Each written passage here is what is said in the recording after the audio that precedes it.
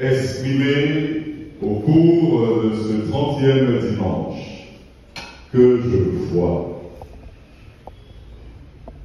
À l'opposé de l'intention de Bartimée, simple, claire, nous avons l'intention de chacun d'entre nous.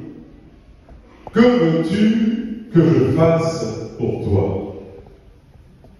Si le Seigneur ose poser cette question à un des fidèles, la première des choses qu'on lui dira, allons à la maison, on va s'asseoir calmement, je vais te dresser là. Le problème sont trop, Jésus.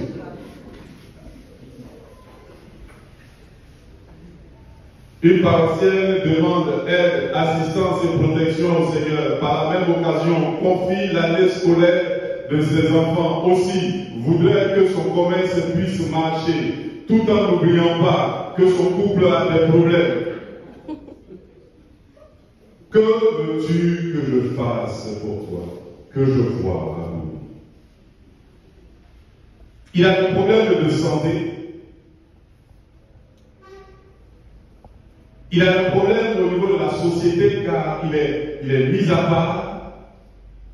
Il a des problèmes financiers parce qu'il mendie, mais il sait demander l'essentiel. Le prophète Jérémie vient nous faire comprendre le psaume qui nous dit au jour de la détresse, appelle et je te répondrai. Le Seigneur répond à nos appels. Et nous l'appelons à travers la prière. Voici le sujet de notre joie, de savoir que nos prières sont exaucées, poussent des cris de joie. Nous avons face de nous le Christ libérateur. Le pape Jean-Paul II, dans sa première encyclique parue en 1978, Rédemptor Hominis, le Rédempteur de l'homme, révèle que Dieu, en son Fils Jésus-Christ, est venu nous libérer. Il dit de façon claire, Jésus est celui qui donne Dieu aux hommes et qui amène les hommes vers Dieu. Voilà pourquoi il est ce grand prêtre dont parle la seconde lecture, ce grand prêtre qui peut intercéder pour nous et offrir un sacrifice juste. Mais chacun de nous se trouve dans cette page de l'Évangile. Nous avons besoin de sortir de Jéricho.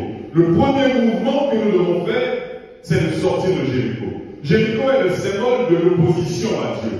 Jéricho, qui signifie la lune en grec, c'est le symbole du changement. Il nous faut sortir de nos changements. Changement de chrétien la journée, sorcier le soir. Il faut sortir de Jéricho si tu veux que le Seigneur puisse te guérir.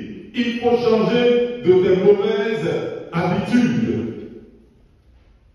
Une bonne nouvelle qui doit nous faire pousser les cris de joie, c'est que ma prière a le pouvoir de faire arrêter Jésus. Quand il marche, quand Dieu semble marcher loin de moi, ma prière a le pouvoir de faire arrêter Jésus. Alors nous devons être des hommes et des femmes de prière. Bartimée nous rejoint dans nos différents cris. La vie des fidèles est peuplée de différents cris. Seigneur, fils de David, aie pitié de moi. Aie pitié de mon année scolaire. Moi qui n'ai pas eu d'examen. Moi qui échoue à mes concours. Seigneur, aie pitié de mon foyer qui bat de l'air. Seigneur, aie pitié de la population ivoirienne. Nous avons tant de cris similaires au cri de Bartimée. Mais Bartimée signifie le fils du châtiment.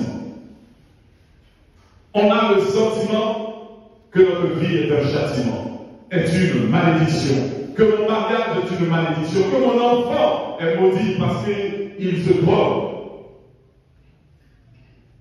Mais il y a une bonne nouvelle. Poussez des cris de joie. Bartimée, fils du châtiment, mais fils de Timée, qui veut dire l'honneur. Là où tu penses que ton mariage est un châtiment, l'Église te dit que ton mariage est un honneur. Le sacrement que tu as reçu est un honneur. La vie que tu as n'est pas un châtiment, c'est un honneur. C'est une vie pour laquelle le Seigneur s'est donné à la croix.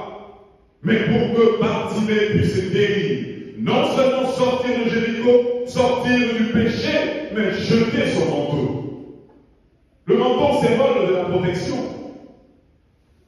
de tout ce qui nous protège. Nos talismans. Vous avez vu, souvent on a vu pendant la guerre plein de soldats avec des grévilles, et puis ils sont morts. Pourtant le féticheur avait donné la garantie, il avait pris une assurance vie, et ça n'a pas marché.